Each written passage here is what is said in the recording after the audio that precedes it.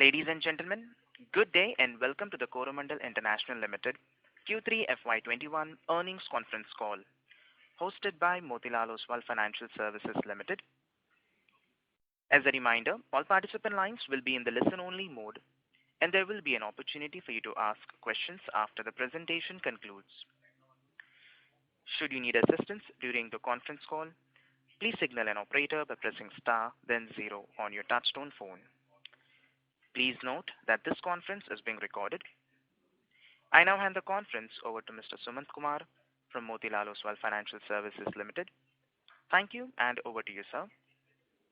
Thank you.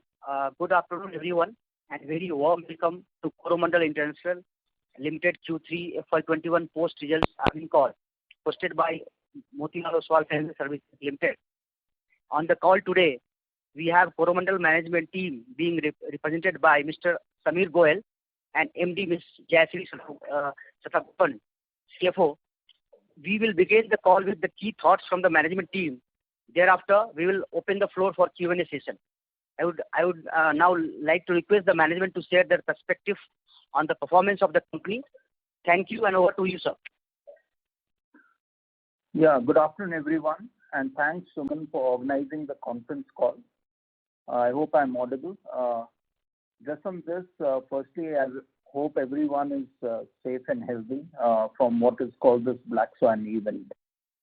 What I'll do is I'll first give an overview of the business environment experience during the quarter, followed by the company's performance, and Jayashree will give the financials, and we'll follow up with the Q&A session. So as you saw during the second quarter of F1 2021, the Indian economy had declined by 7.5%. However, it was a sharp recovery from the decline it saw in quarter one, which was 22.8%. And as you know, it also was affected by most of financial forecasts, which was around 10%. The manufacturing sector had shown a growth of 0.6% over last year versus an expectation of contraction. I think agriculture was the shining star, and it grew by an impressive 3.4% for the second quarter, backed by a very good Kharif season. The country, after a national lockdown, gradually opened up in a phased manner over a period of last 7 months. Latest economic indicators reflected a sharp V-shaped recovery for the economy, and we are hoping that there won't be any second wave, given now that the vaccination drive is on. You can see revival of GST collections, power and fuel demand, increase in rail freights, increase in manufacturing, PMI. However, the bright star was the rural economy, also thanks to the spending which has been done by the government, both in the agriculture sector plus what is called the non-agriculture sector. The economy continues to remain buoyant with consecutive good Kharif season on top of what was a very good season last year. The northeast monsoons have been normal during the quarter and have ended up 1% above average. In the company's addressable markets of the south, the rainfall has been above average by 15%, higher than the previous averages. The good monsoons have resulted in higher reservoir levels compared to long period average. Conducive weather has led to good crop sowing for the country on an already high base over last year. In the addressable markets, as we speak today, companies, overall, the paddy is up by 3%, and it's over 30% over last year. There are some structural changes which have happened in the market, especially in Telangana, with the advent of agriculture and increased irrigation facilities. However, excessive rains in some of our operating geographies led to a postponement of the Rabi season and skipping of certain applications. When we come to DBT and subsidy, the government has announced an additional allocation of rupees 65,000 crores for fertilizer subsidy during the quarter to clear some of the past due subsidy claims. The disbursement of additional allocation has commenced from January. Further, in the budget of FY 2020, the government has allocated 79,500 crores versus 71,300 crores of last year. Given this disbursement, we also had a record collection of rupees 1353 crores in the month of January. Coming now to the performance. Firstly, when we look at the fertilizer industry for the quarter, phosphatic fertilizer industry primary sales volumes were down by 4%. This quarter it was 57.2 lakh metric tons versus 59.8 lakh metric tons last year. Last year, as you remember, we had an early kharif. The consumption POS sales, which is a real indicator of consumption at the farm level, was also down by 5% over last year. This is 75 lakh metric tons versus 79 lakh metric tons over the previous year, same quarter. Complex primary sale volumes for the quarter is at 28 lakh metric tons versus 26 lakh metric tons of previous year, showing channel inventory being built up. Major raw material prices continue to be firm. Phosphate prices for quarter 4 has seen a sharp increase and has got finalized at $795 per metric ton compared to quarter 3 prices of $689 per metric ton. For the year to date, phosphatic fertilizer industry volume is at 181 lakh metric tons versus 157 lakh metric tons of the previous year, registering a growth of 15% year on year. Complex volume year to date is at 88 lakh metric tons versus 74 lakh metric tons of previous year, showing a 19% growth. DAP volume is at 93 lakh metric tons versus 83 lakh metric tons previous year, showing a 12% growth. Coming now to Coromandel's performance for quarter and YTD. Coromandel registered a strong performance in quarter 3 with its continuous emphasis on superior sale mix, Farmer Connect initiatives, increased operational efficiencies, and better working capital management. Company nutritional segment performance. The nutritional and allied business segment registered a very good performance for the quarter. On the sales front, in quarter 3, phosphatic volumes were up by 8% to 8.2 lakh tons. Manufactured phosphatic volumes was down by -5%, which was offsetted by imported fertilizer sales. We also had taken a ATA in one of our main plants, Kakinada. The company market share in quarter 3 was 14.3%, up by 1.6 percentage points over last year. During the quarter, our phosphatic fertilizer plants operated at 80% capacity utilization. Like I said earlier, annual turnaround activities was taken in stages at our Kakinada plant during this quarter. Single superphosphate quarter 3 sales was at 1.6 lakh metric tons, which is a growth of 6% over last year. For year to date, YTD phosphatic volumes were up by 13% to 27.6 lakh tons. Manufactured phosphatic volumes was 24.3 lakh metric tons, and imported phosphatic volumes was at 3.35 lakh metric tons. Company market share had come down slightly, although we made up in quarter 3 to 15.3% from 15.6% same period last year. Company POS market share was again down marginally at 14.6% YTD against 15.1% previous year. During the 9th month, our phosphatic fertilizer plants operated at 80% capacity utilization, recording production of 21 lakh tons, which is slightly lower than the previous year. Overall production was impacted due to the partial lockdown in the first half of the year, and also the ATAs which we had taken. SSP YTD was at 4.9 lakh metric tons with a growth of 5% over last year. As a part of Atmanirbhar Bharat, the company has been focusing on accelerating its capital projects.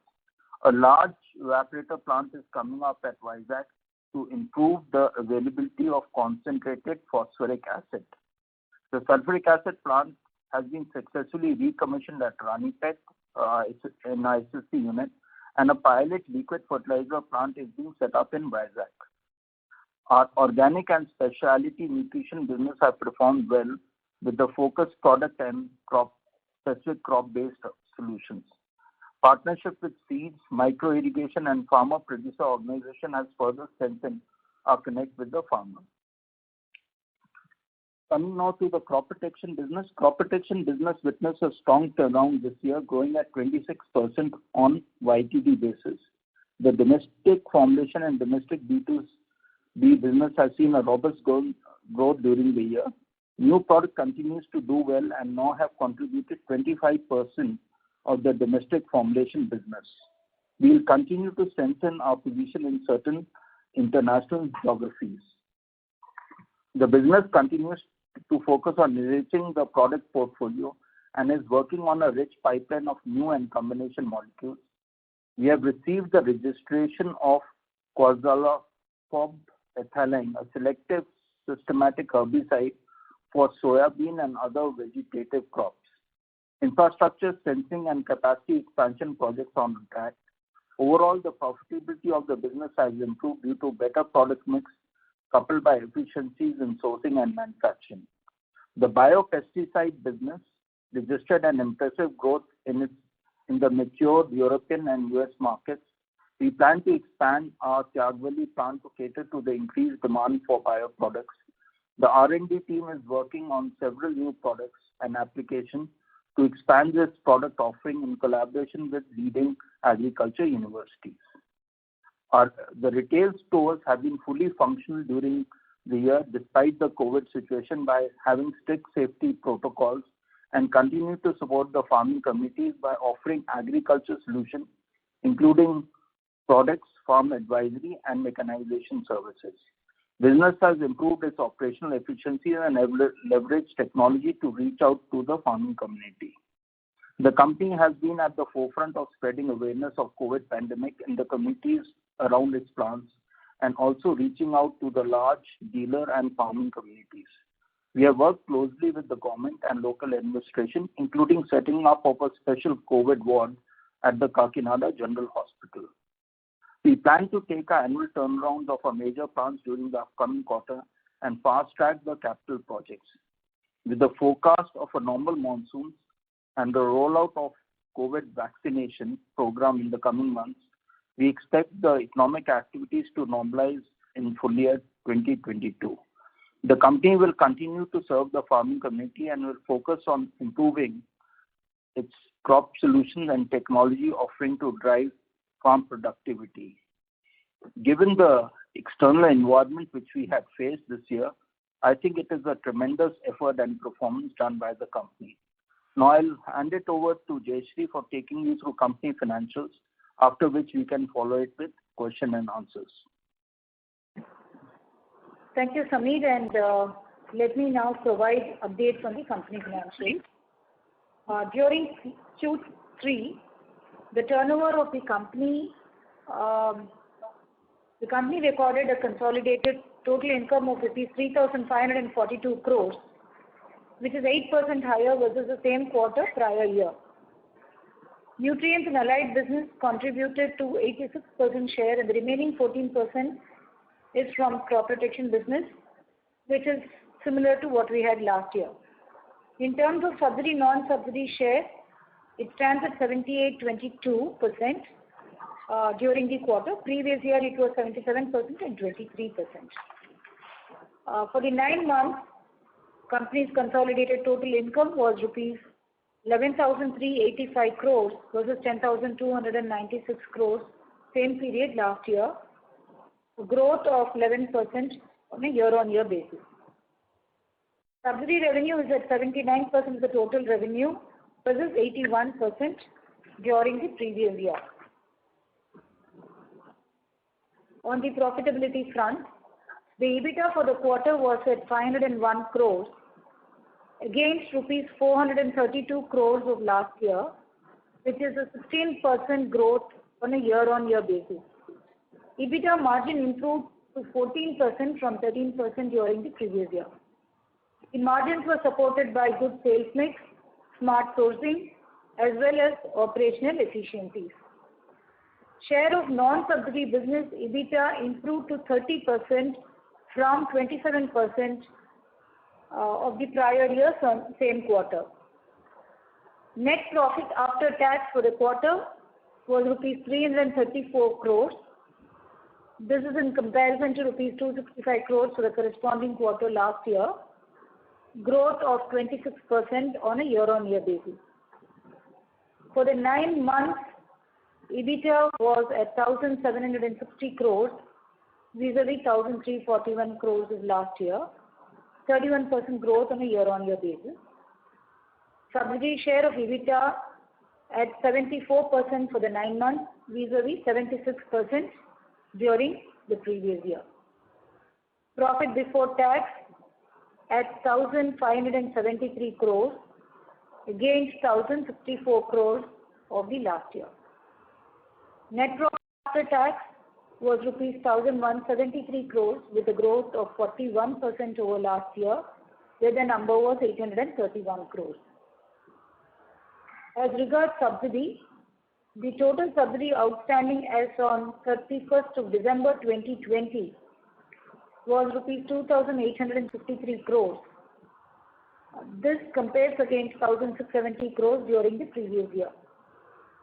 Subsidy outstanding includes rupees 552 crores relating to channel stock pending POS acknowledgement and 2,114 crores is the amount that we have claimed and pending with the DOF. During the quarter, the subsidy received from the government was rupees 786 crores. The comparative figure last year was 972 crores. Overall, for the 9 months, subsidy received from government has been rupees 2,091 crores versus 3,325 crores last year. Collection for the first 9 months has been lower, primarily due to lower allocation for NPK fertilizers vis-a-vis urea subsidy. The government has further allocated 65,000 crores for fertilizer subsidy. The company has received 1,366 crores in the month of January from this new allocation. Interest cost. Good business performance, working capital management and lower borrowing costs resulted in lower interest. Net interest for the quarter was at rupees 12 crores. This is down from rupees 37 crores last year. Interest cost for 9 months is at 62 crores, which is lower from rupees 198 crores during the same period last year. Balance sheet continues to remain strong. Our debt equity ratio is at 0.01 as of December 2020. Company continued to maintain deposits which are earmarked for specific growth-related investments. On the forex front during Q3, rupee remained in a broad range of 73.01 to 73.88 vis-a-vis dollar. Rupee appreciated by 0.95% during Q3 due to steady SPI inflows. Coromandel continues to follow a very active hedging strategy and it is dynamically covering the exposures, managing the portfolio well. In terms of financial performance, it has been a great quarter overall. We thank you for your interest in Coromandel and joining us in the call today. We can now open the session for question and answers. Thank you very much. We will now begin the question and answer session. Anyone who wishes to ask a question may press star and 1 on the touchtone telephone. If you wish to remove yourself from the question queue, you may press star and 2. Participants are requested to use handsets while asking a question. Ladies and gentlemen, we will wait for a moment while the question queue assembles. Reminder to the participants, anyone who wishes to ask a question may press star and 1 at this time.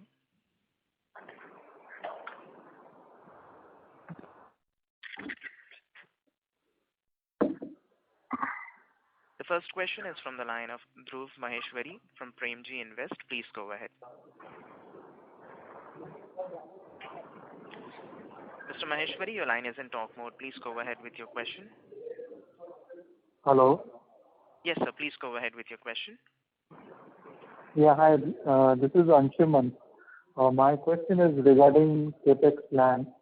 So now that we are at, first thing is on the non-fertilizer side. So what is the plan in terms of next 3 years to increase the share of the non-fertilizer, non-subsidy part? And what kind of CapEx would be required? And what benefits do you expect from any PLI scheme if it comes forward? And on the fertilizer side, I'd like to know that government has reduced the subsidy allocation to NPK. So how do you read into this particular allocation? Okay, thanks, Maheshwari, for your question. Anshul or something. Anshul. Yes, Samir, do you want to take it or? No, go ahead on CapEx. Yeah, no. Yeah. Go ahead. Yeah. As far as the CapEx plan is concerned, we had earlier mentioned that we are looking into an average of about 350 to 400 crores of CapEx spent during the year, which is fiscal year 2021. Having said that, with COVID coming in the beginning of the year, we had consciously taken a call to slow down on some of the capital expenditure because we wanted to restrict the number of contract workmen who could come into our facilities. Having said that, during this quarter, the CapEx has gained momentum and there are plans to accelerate it further. We are currently in the process of getting our business plan for the next year finalized. And on an average, we could look at, for Coromandel as a whole, somewhere close to 400 to 500 crores of capital expenditure in the coming year. Once the plans are finalized, we will be able to get you a little more visibility on this. On the non-fertilizer side of the business, the main business for us is going to be crop protection, as you know.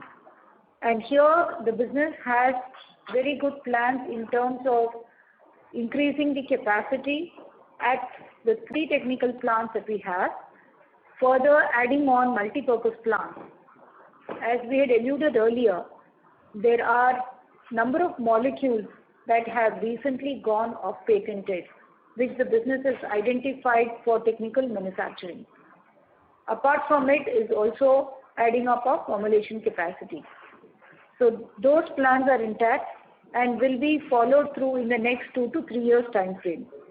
This will also help in a way to work through the PLI scheme that has been announced by the government so that we can manufacture technical and further improve on our exports. We have also added resources in some of our key markets, which will help us to connect much more closely with our customers in these markets, generating demand, thereby accelerating further investments in capital projects. As far as fertilizer business is concerned, it's indeed a good news that the government has announced and approved 65,000 crores of additional subsidy to clear the old backlogs. As you know, every year when the budget is announced, there is always an opening backlog that gets carried forward. With this additional subsidy that's being allowed, it is going to enable all the past dues getting cleared. As I was mentioning, during January, we received about 1,366 crores of subsidy from the government, partly towards clearing some of the outstandings on account of subsidy.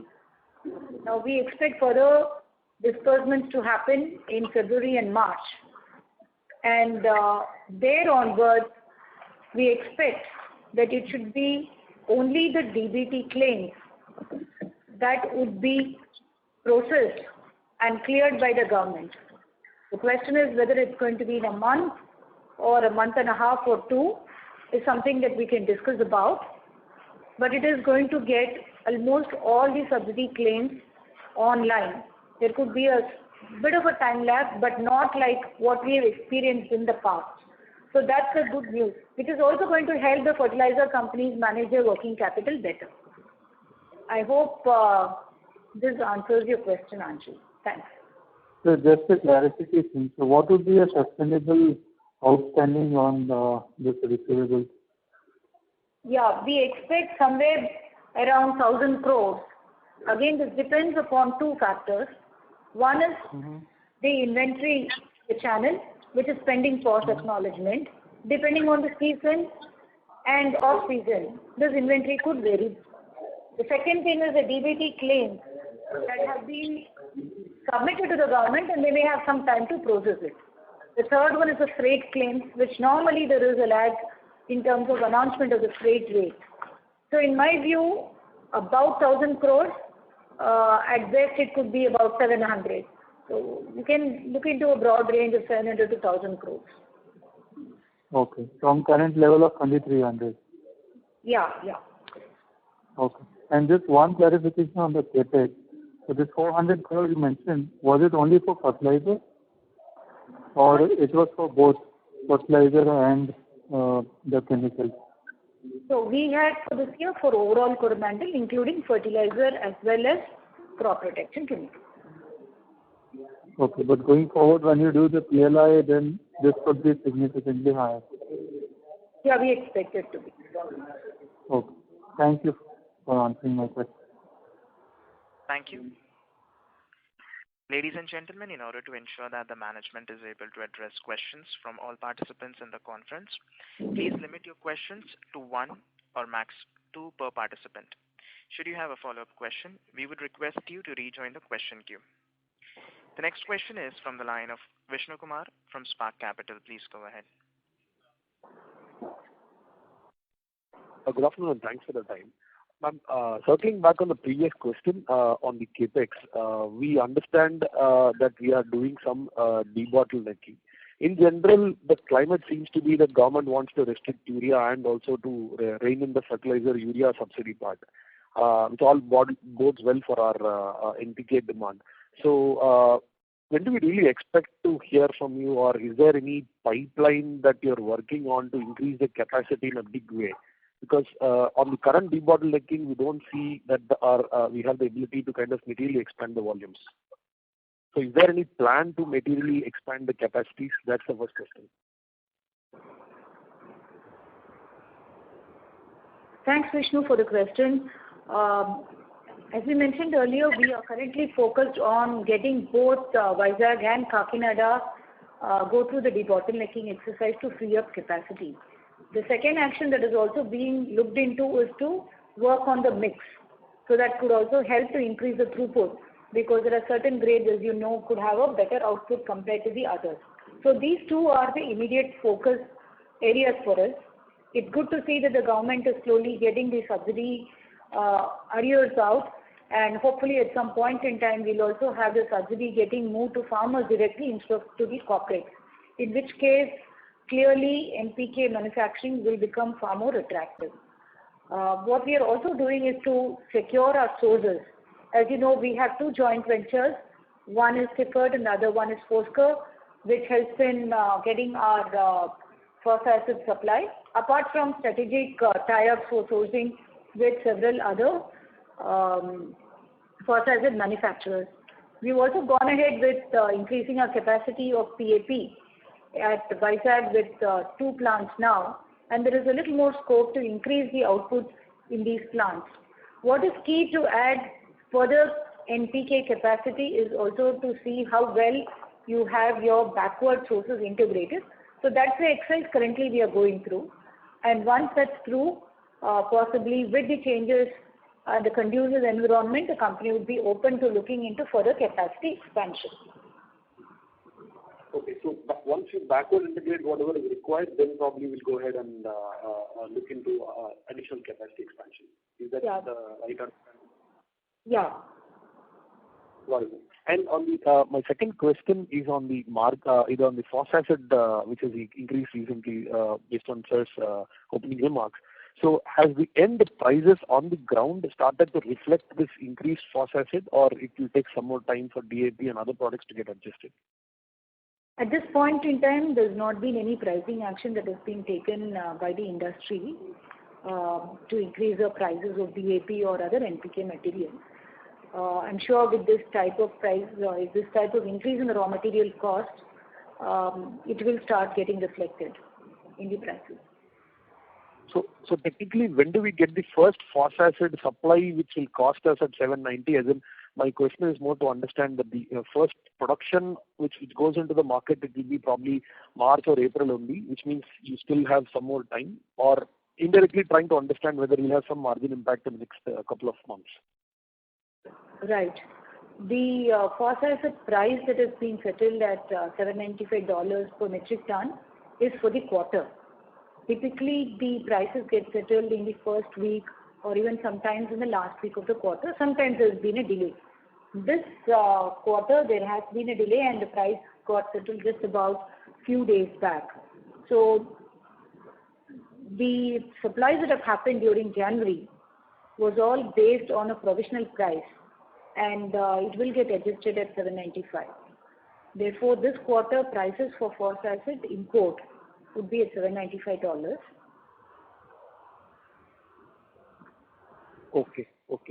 But mostly this production that you're doing will go out probably a month and a half only from now. Exactly. Yeah. Because there will always be opening stock. Plus, for us, there is also the advantage of our own phosphoric acid production, where you get the rock and then you convert it.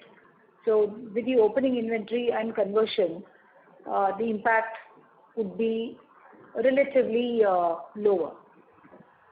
Got it. So the next 1.5 months, should we expect some price hikes at the end market level? I don't have a ready-made answer as of now, Vishnu. As I mentioned, with the raw material prices firming up, the industry would definitely be considering a price revision. Got it. Thanks a lot, ma'am, and all the best. Thank you. Thank you. The next question is from the line of Ankur Periwal from Axis Capital. Please go ahead. Yeah, hi sir. Thanks for the opportunity. So two questions. One on the crop protection side. Now, given our earlier thoughts of expanding into the new molecules, both combination as well as taken from the global players there. Our thoughts on one, the revenue CAGR over in this business over the next 2 to 3 years, as well as the margin profile. Do we expect the current margins to maintain, or probably it will normalize, going ahead? Thanks, Ankur, for the question. I think as we mentioned earlier, the focus for Coromandel is on few growth engines, crop protection being a significant one there. Definitely with the plans to increase the product pipeline, getting into new technical manufacturing, we expect the growth should be in the double digits, mid to higher end of the double digits. As far as the margins are concerned, you would see that the margins have actually expanded over the last year and the current year. We expect this to maintain the momentum. I would think EBITDA margin of anywhere between 17 to 18% on an annual basis is something definitely we can look for. Sure. Thanks a lot, ma'am. The second one on the fertilizer side. Now, given the hardening of raw materials there, while I take your point in terms of the pass-through of this hike over the next maybe 1 to 2 months. But if I remember it right, earlier also we had mentioned the full benefits of the phosphoric acid integration can further be applicable to other plants as well. So your thoughts on the fertilizer margin side, and we have seen a sharp jump in the 9 months margin, YTD. Do we expect this number to sustain or improve further, or your comments on that side? Thanks. When I look into fertilizer margin, typically we look into a full year, because there are going to be seasons where the margins are going to be higher because of the operating leverage. On an annualized basis, I would still maintain that we should look into a 4,000 to 4,200, 4,500 type of EBITDA per metric ton. I think that is a sustainable margin that we should look for. Ma'am, the reason I asked that number was, while your guidance remains at, let's say, 4 to 4.5, the YTD number is even higher than that. So should we take the YTD numbers or your guidance there? I think it will be somewhere in between. Okay, fair enough. Yeah. Thank you and all the best. Thanks. Bye. Thank you. The next question is from the line of Varshit Shah from Emkay Global. Please go ahead.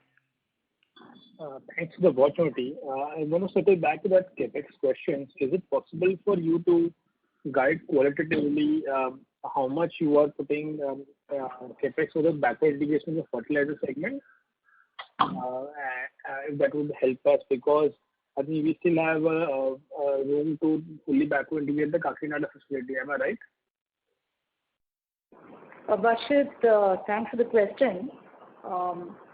The backward integration major capex was on the phosphoric plant 2 that got completed. We have one project which would further help us in using the concentrated acid is the tank evaporator, which is currently being, the project is currently being worked out.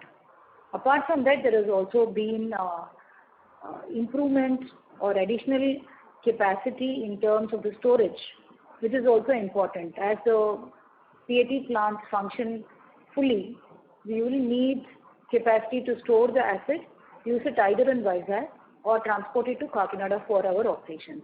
So that's what is currently being planned and is part of our current capital expenditure.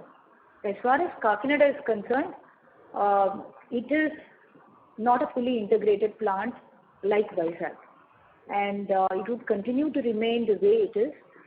It's about getting more operational efficiency by debottlenecking our trains. That's the current capital expenditure program as far as Kakinada is concerned.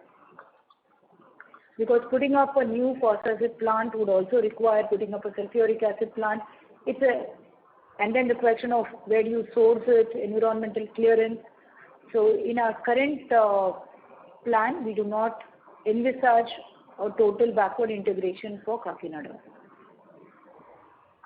Sure, that's helpful. And the second question is on capital allocations. Given that extra cash inflow you would have on account of subsidy clearance, and assuming that the government adheres to the paying out next year as well, how do you see your capital allocation evolving in terms of your free cash flow after you allocate for your capex? And you still will left with surplus cash in more than 1,500 crores. So can you throw some light what you plan to do with that cash? We keep that reserve for any inorganic opportunities and wait for it? Would that be the right way to assume? Right. We would be utilizing the cash flow to self-fund our capital expenditure programs. Currently, we are working through the budget for next year, and we do have some aggressive plans in some of our businesses to see how we can expand it faster. We are also open to looking into other growth opportunities as long as it is synergistic with our business and complements with our business model. So between these two, we believe that it will be good use of the cash surplus that the company will be generating. Sure, that's helpful. Thank you so much. Thank you. The next question is from the line of Deepak Chitroda from Phillip Capital. Please go ahead. Yeah, thanks for the opportunity. So, ma'am, I have a question on the outlook for next year. So, as you know, I mean, we had a very fantastic year of FY21 with a very good volume growth, and obviously monsoon as well. So, what is your sense towards FY22? Are we going to see similar kind of a volume growth, and of course, in terms of the operating margin as well? Okay, I'll split your questions into two, right? One is, let me talk about the fertilizer business, and the other one will talk about the non-fertilizer, primarily crop protection. On the fertilizer, we've seen that the overall demand and offtake this year has been quite high. So has been the acreage increase with back-to-back good season, both Kharif and Rabi. The acreages have gone up. The consumption of fertilizer, NPK, has also gone up. You would have also seen this year that there's been a good amount of import of NPK, both DAP as well as complex fertilizers. Currently, IMD is forecasting a normal monsoon. If the normal monsoon is there, the acreages are going to be good. The water level in the reservoirs is pretty good. Moisture levels continue to be healthy. So from that standpoint, we should see the consumption and the growth in demand to continue. The only watch out that we should bear in mind is the raw material prices that have gone up. If that is going to be a continued trend and the price increases to be passed on, we will have to wait and watch and see how the farmers' buying behavior would get influenced. There also, in April, we will see how the government is going to announce the subsidies, because the NBS rate gets fixed.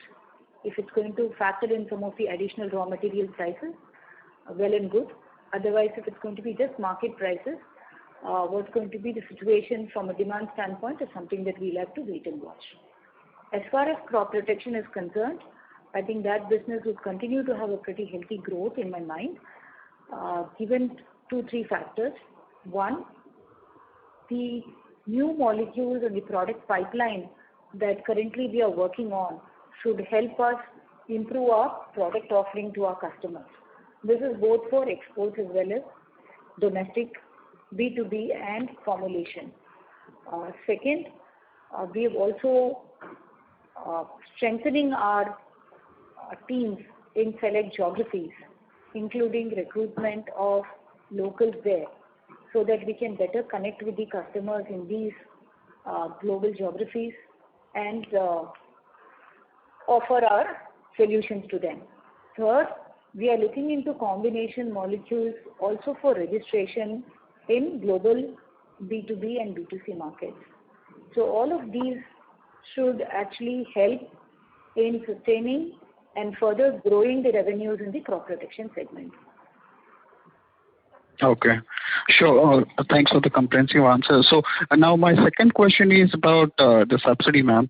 So I mean, obviously the additional allocation of 65,000 crores, we're definitely going to clear the past dues.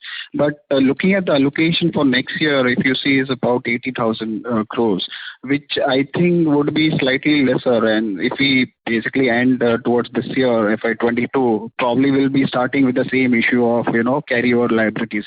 So, but do you think that government probably might address maybe direct cash transfer or something like DBT on a pilot basis? So what's your sense in that side? First of all, with this additional 65,000 crores coming in, the old dues will get wiped out. I think we're all in sync there. The budget that's been announced for 21-22 should be sufficient for that year's consumption, hopefully. Because if the old dues are all clear, it is only meant for the coming year. So we will not have this huge backlog that used to continue on a year-on-year basis. So that's number one. The second thing is, when would DBT2 happen? Meaning government would directly transfer subsidy into farmers' account, vis-a-vis transferring into the corporates. We've been talking about it for some time now, and government and the ministry has been open about it. There have been, as I understand, some serious deliberations around getting these subsidies directly through transfers into farmers. I think it's a question of time. I believe it will be sooner than later, but one will have to wait and see when the government is going to take actions on it.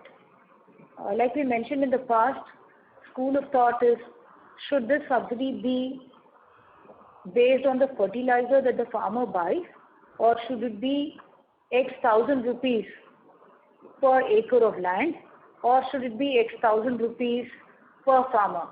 So there are multiple iterations that are going on, and we are hopeful that at some point in time, the subsidies will directly move into farmers in the best interest of both the farmers as well as the government. Sure. Thanks, ma'am. Thanks. Thank you. The next question is from the line of Trilok Agarwal from Birla Sun Life Insurance. Please go ahead. Yeah, thanks for the opportunity. Ma'am, just to get this fertilizer allocation and the next year clear, so what would be our working capital, in terms of cash conversion cycle, which will come down beginning from first April? Could you just give us some sense, or it will be similar to what is currently happening in terms of you raise the bill and then you wait for the government to clear the subsidy? As far as subsidy is concerned, currently whenever the farmer buys from the retailers and acknowledges through the POS machine is when we can generate the claims. So this can happen on a weekly basis, and then towards the end of the month it gets trued up and submitted to the government. So the government then will process it, and typically we have been receiving the DBT claims, say in about 30 to 45 days. This used to be the case for the first 6 months. Afterwards, when the government gets little dry with your resources, then the backlog begins. Hopefully, with all these past dues getting cleared, I believe that in about max 45 days all through the year, government should be able to process the DBT that is being submitted, the subsidy that's being submitted to them. So to that extent, as I was mentioning, the dues from government should come down. Depending on the season, whether it is season or off season, I expect the number to be between 700 to 1,000 crores. From that standpoint, yes, it's going to be very helpful on the working capital front. And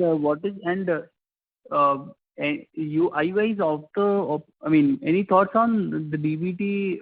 So you think this DBT will continue to in the form of existing, wherein your company will have to collect and company will have to raise bills and get it, and not directly to farmers. Is that correct? Yeah, the current scheme is companies will have to claim the subsidy from the government until they introduce DBT 2.0, where the government will start transferring subsidy to farmers.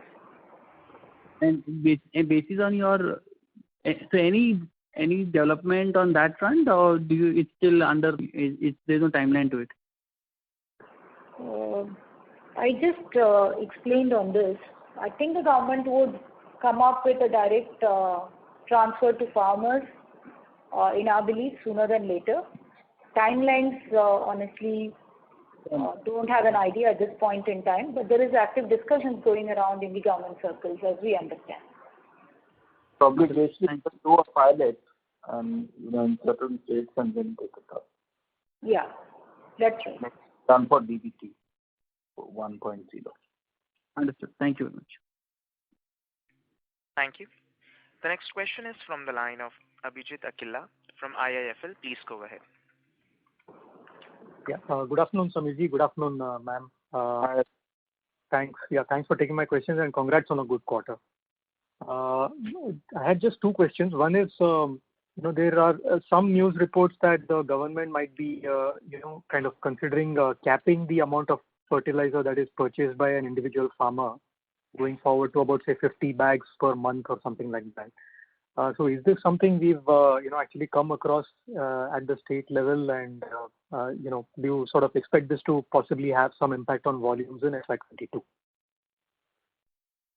Right, Abhijit, this has already, the directive has come, and as you know, we also have monogromer centers which sell directly to the farmers, right?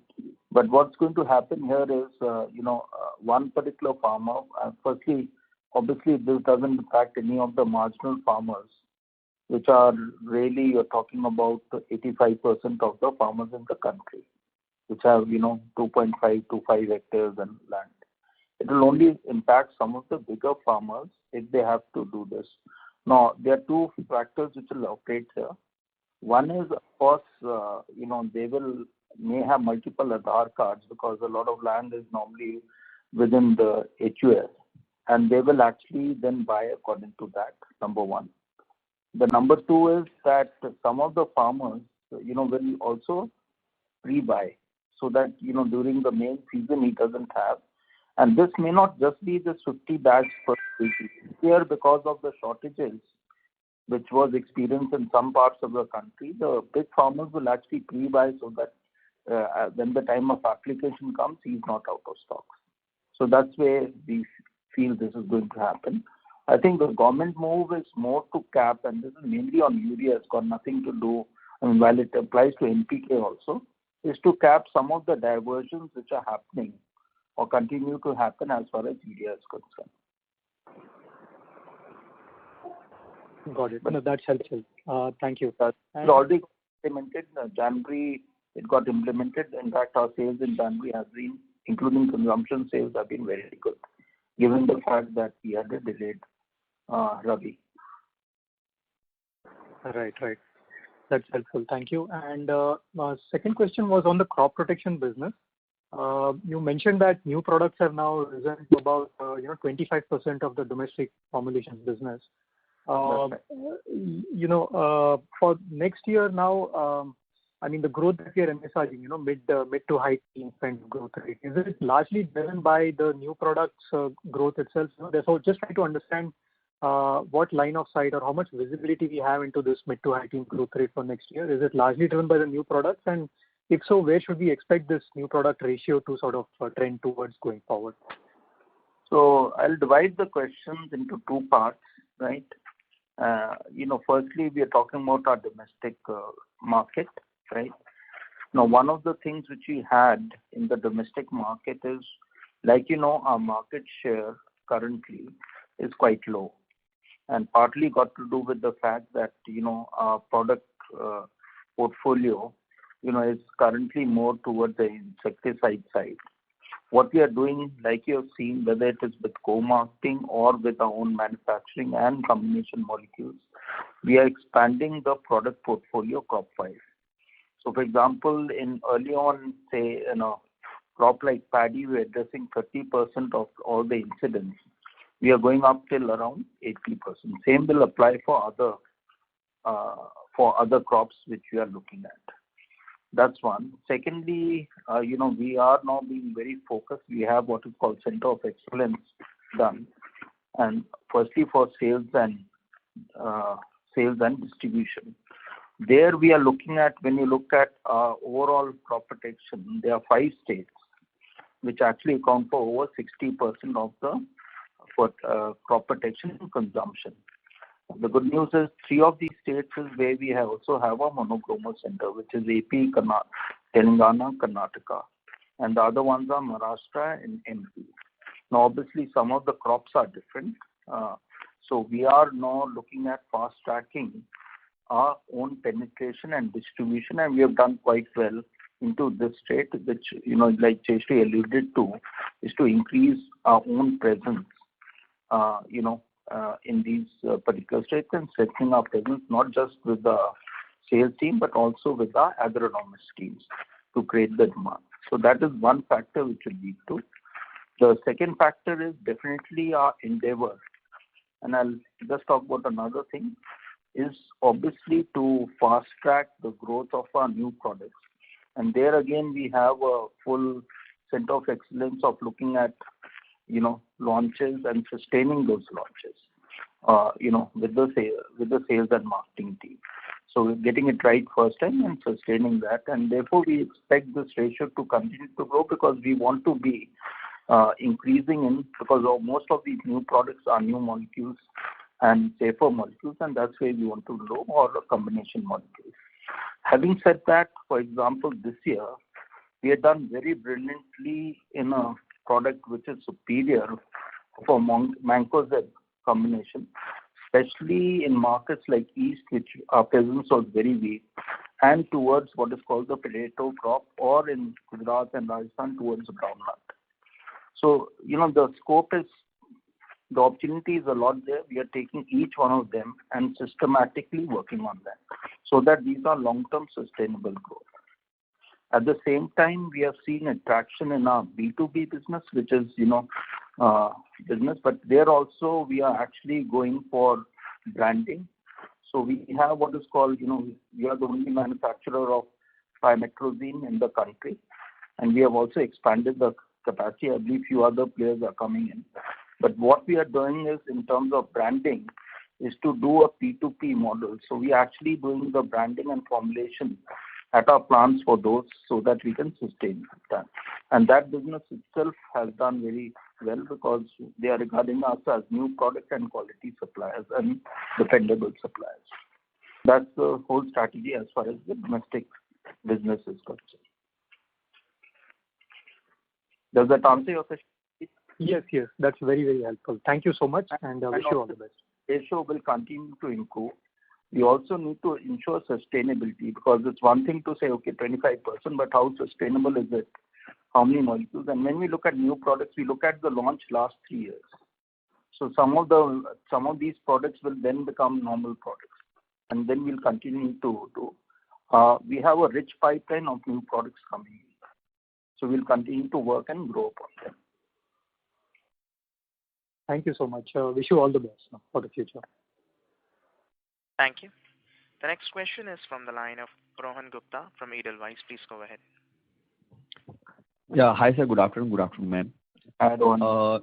Yeah, hi sir. Sir, a couple of questions. Ma'am can answer that, though you have already elaborated. I just want to understand a little bit more in detail, like the current year subsidy provisioning by the government for the NPK is roughly down by 10%, giving a very clear indication that when they announce the rate in April, the per kg subsidies are going to be down by almost more than probably 10%. On the other hand, we have seen phosphoric acid from almost $700 to $800, indicating almost 3,500 rupees per ton increase in for DAP cost. And assuming that another 1,000 rupees reduction in subsidy, we are almost 4,500 rupees going to see the cost increase for our DAP and also subsequently on NPK. That is almost at 22,000 rupees that we have to take the price increase of at least 4,000 to 5,000 rupees per ton. Significant increase for the farmers. My question is, sir, are we in a position or farmers in a position to absorb these cost increases, or we have to take some initial margin hit before we completely pass on to the end customer? Because the season is going to start in just a couple of months. So I just want to have your views on that. So first, Jayashree, I'll just say something and then you can. Firstly, what you are seeing is Q4, which is a non-season, right? Including on raw material prices and all. And normally we have seen historically prices can go up. The main issue would be what will happen, take phosphoric acid, what will happen to the prices when the season and how the demand is moving. As far as we are concerned, we have a couple of strategies as far as phosphoric acid is concerned. One is we will be, increasing our throughput from our own captive asset because rock and phosphoric acid prices don't follow tandem. And we are looking at phosphoric acid coming in, even from our Vizag plant, which is basically in terms of backward integration. And some of the weak acid we are already using for certain grades. Some of the grades require concentrated acid, and we are putting up a 10th evaporator so that we can increase that throughput. The other thing is we are looking at alternate acid sources, and in terms of getting into, and the team is working on various type of sources in terms of getting that, including increasing our throughput from our JV partners when the season begins. So that is the second part of as far as phosphoric acid is concerned. So we will have to wait and watch how the prices of phosphoric acid work out. But there are the other materials also which goes into production which has good value. Last year we had a huge advantage as far as sulfuric acid is concerned. There's some firming up, but we have also taken long-term contracts on that. So that's the other part of as far as the raw material cost is concerned. And Coromandel is in a very good position to, actually, and we are not into DAP. DAP will probably get imported. Most of the time when the prices go up strongly, then the farmers will restore to what is called more balanced nutrition, then using products like DAP, which is very high on P, right? And therefore, our grades and our unique grades are amply positioned to conquer that market as such. Not only that, in some of our other markets, a straight alternate to DAP is a single superphosphate, which is locally manufactured, and even the raw material, most of the sources are local. And that is something which we are promoting even by having what is called products like Grow Plus, which are very useful for the farmers and promoting that. So, so we won't be that worried about DAP. The main reason is our marketing team and our agronomist team continuing to maintain the demand for these products as such. Yeah, so that was in terms of the demand side of the thing and how it's going to happen. Jayashree, you wanted to add? Yes, Samir. Rohan, to your point in terms of reduction in subsidy rates, I'm not sure from where you picked it. There is a reduction in the absolute quantum, right? But it doesn't mean it is going to result in a reduction in subsidy rates. A couple of years back, when the raw material prices were ruling high, the subsidy per metric ton was higher by 1,000 rupees compared to what we are seeing now. So in all probability, the government typically invites and looks into the raw material prices for the previous months, quarters, before they come up with the new NBS rate. That's why when I was initially responding to a question, I was mentioning that the NBS rate that gets announced in April, we are hopeful to see an uptick. About a year and a half back, when the DAP prices were as high as 28,000 rupees per metric ton, you should see that the NBS was also higher. So there have been, in the recent past, not too far long away, that the DAP prices were high. So that's one point. As Samir said, you will see migration also happening to low P grades. And clearly Coromandel has a very good market share. We've got an excellent production system that's geared to give low P grades, which is what the farmers will typically tend to migrate to. So on both fronts, I wouldn't get too worried about it. Just on the other thing, and we had this question from other people on the demand side. At least what I've seen since I've come to the industry and being a farmer myself, people are using more agri inputs than ever before. Partly got to do with the government support price and what they're getting, and there were things like pulses. There were things like oil seeds, where government has a huge program to stop imports of both pulses and oil seeds to come down, right, and to grow this. And with assured irrigation, particularly in markets like us, you take a state like Telangana, the agri throughput has gone up by 2.5 times. I mean, that's brilliant. And the agriculture area has only gone up by 7%. But irrigation has been assured, so that, Telangana has become one of the rice bowl of the country. And same is happening to other states. When the Polavaram project comes in Andhra, you'll again have a whole dry area of Rayalaseema getting into irrigation. So and plus with the activities of the companies and the education of the farmers, the agri inputs is only going to increase, right? I don't think, and this is my thought here, which I tell my own team also, I'm telling you people also, don't get too worried about farmers using agri inputs too monsoon dependent. India is a continent. There's always scope to increase the sales, and this is what we have seen in the last 5 years. So I won't get too fast upon even demand generation. Thank you. Mr. Gupta, may we request that you return to the question queue for follow-up questions.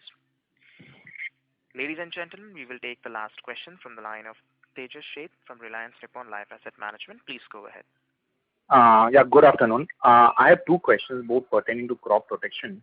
How is the product selection or the product pipeline is really done? I mean, what all you really look at when you think that the product will be launched over the next 2-3 years, and obviously how you play your strengths on that? Right. So this is a normal, what is called a stage gate process, right? It's a very scientific process which is defined. We look at what the market demand is, what's going to be the future ailments which are going to happen, what are the competitive products, and and this is a whole dialogue which happens with the sales, marketing, and the product development team along with our scientists to see which are the products, and it goes through a stage gate process of looking at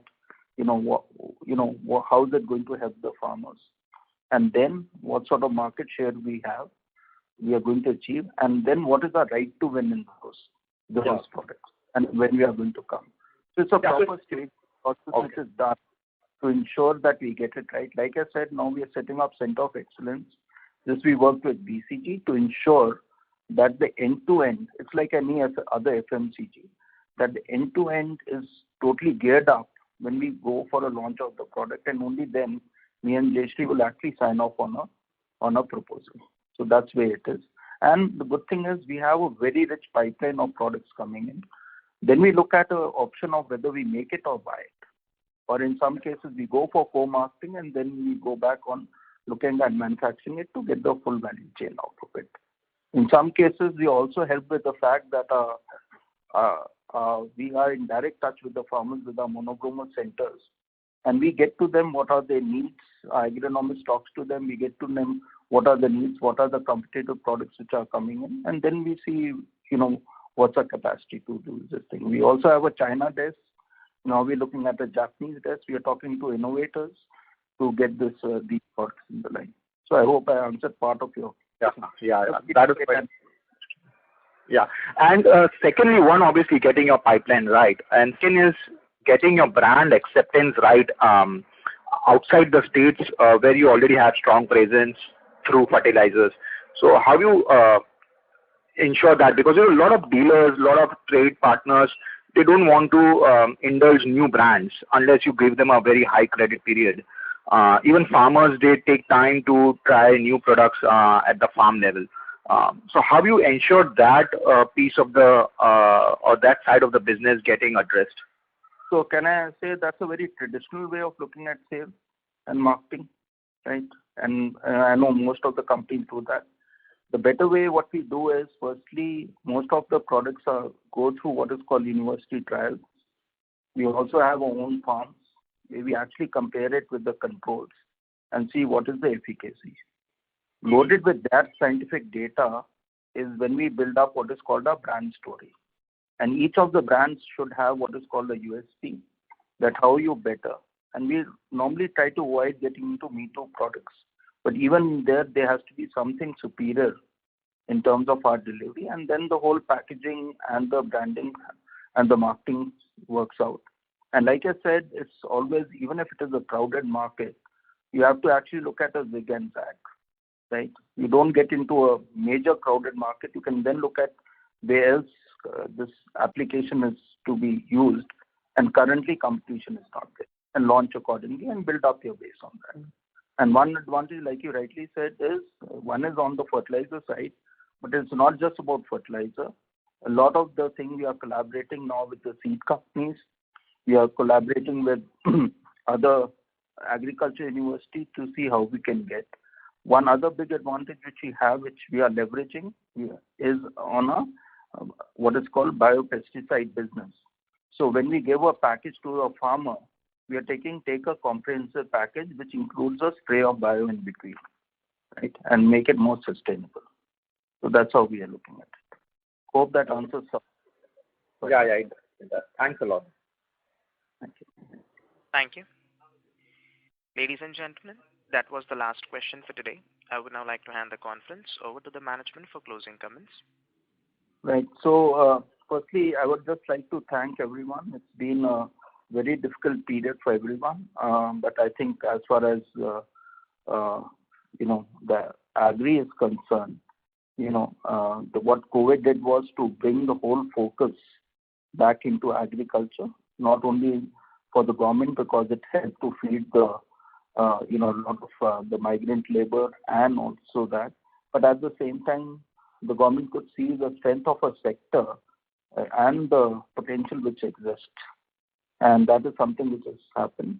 We being one of the largest agri-input player, not just whether fertilizer or crop protection, but also into novel things like specialty nutrition, organic, and also our own retail network, have taken good advantage of this opportunity.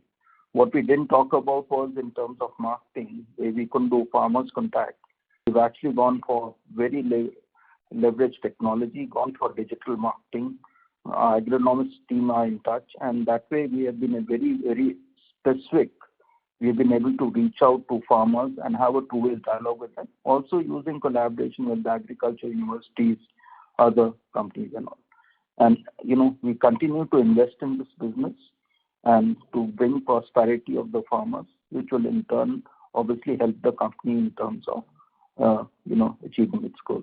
And overall, I'd like to compliment the team also for their work in very, very difficult situation. It's easy for us to be at home or be even in a safe office environment. But out there, whether it's at the plant or it's in the field, obviously it's a challenge. But good news is that, we'll continue to do well. Jayashree, anything else on that side? And nothing as far as LTS is concerned, our long-term strategy has derailed us. In fact, a lot of times we have to strengthen some of the things which you were trying to do earlier, whether it was with digital automation and other things. The COVID has brought it to fact that we need to just fast track some of these programs. Jayashree, anything else to add? Sumit, you have summarized it well. I think Coromandel is well poised in the agri sector to deliver on its commitments, especially as the long-term strategic plan is well laid out. Right. And other thing is that we are obviously looking at not just organic opportunities, inorganic opportunities. So you have to wait for the space. The main thing was some of the acquisition which we had done, to make them profitable. We have done and to stand on their own feet. So very happy with the bio acquisition which we did. And now we are almost even the manufacturing capability because the market is there.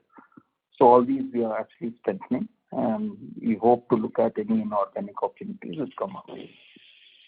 Thank you.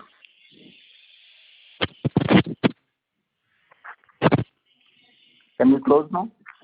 This is the operator. The audio is breaking from the line of Mr. Satagopal. Okay. We can close it, not an issue. Ladies and gentlemen, on behalf of Motilal Oswal Financial Services Limited, that concludes this conference. Thank you for joining us, and you may now disconnect your lines. Thank you. Thank you very much. I appreciate it, Suman. Thank you. Thank you. Thank you.